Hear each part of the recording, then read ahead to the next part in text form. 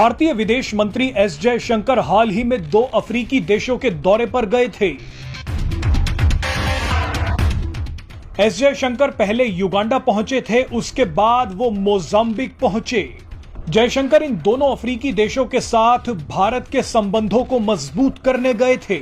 लेकिन आपके मन में सवाल होगा कि दुनिया के सबसे गरीब देशों में गिने जाने वाले युगांडा और मोजाम्बिक में ऐसा क्या है जिसकी वजह से वहां विदेश मंत्री एस जयशंकर को जाना पड़ा।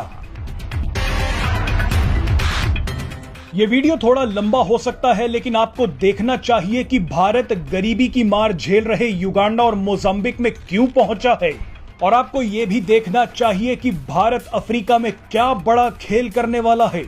दरअसल भारत ने हाल ही के समय में अफ्रीका की तरफ अपना ध्यान बढ़ा दिया है। वैसे तो अफ्रीकी महाद्वीप के 54 देशों में से सिर्फ 29 में ही भारत के दूतावास हैं, लेकिन भारत अपनी इस रणनीति को बदल सकता है।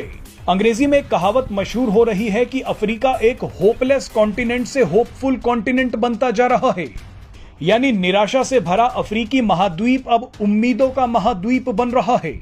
और इसी वजह से अफ्रीका को लेकर अब भारत की उम्मीदें भी बढ़ गई हैं।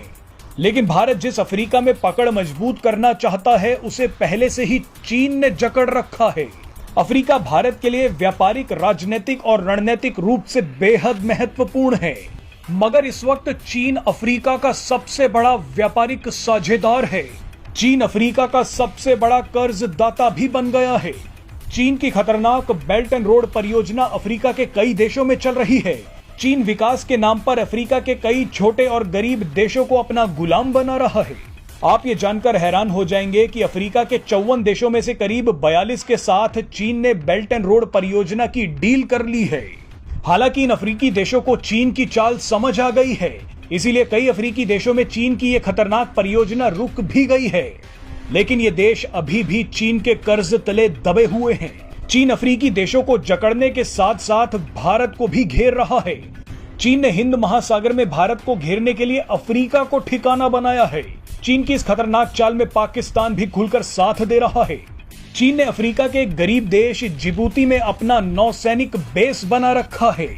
यहां से चीन जब चाहे भारत पर हमला कर सकता है।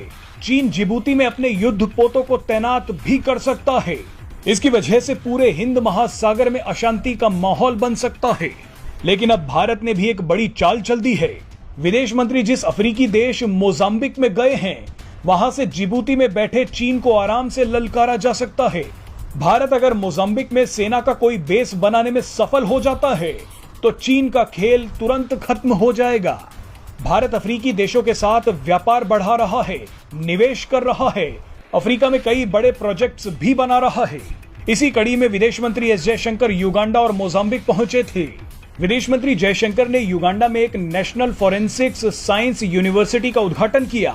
युगांडा में ही एक सोलर वाटर पंप प्रोजेक्ट का निर्माण भी शुरू किया गया है।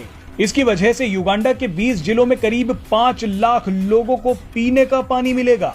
आपको बता दें कि इसके अलावा भारत ने मोजाम्बिक को एक मेड इन इंडिया ट्रेन दी है।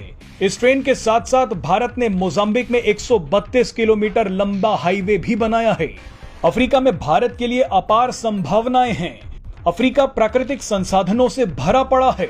अब भारत इसी खजाने की खोज में अफ्रीका पहुंच गया है।